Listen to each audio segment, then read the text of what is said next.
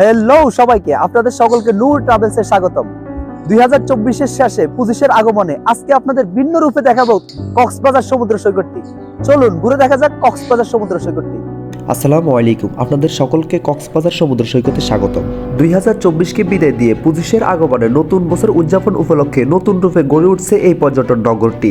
আর এই নতুন বছর উদযাপনের জন্য লাখো পর্যটন ভিড় জমাচ্ছে এই সমুদ্র সৈকতটিতে। এছাড়াও সাজানো হচ্ছে হোটেল, মোটেল এবং দোকানপাটগুলো।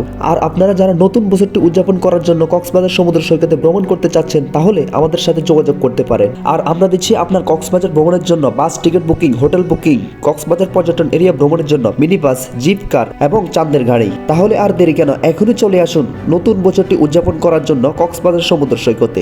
এখন একটু ঘুরে আসি কক্সবাজার সমুদ্র সৈকতটিতে।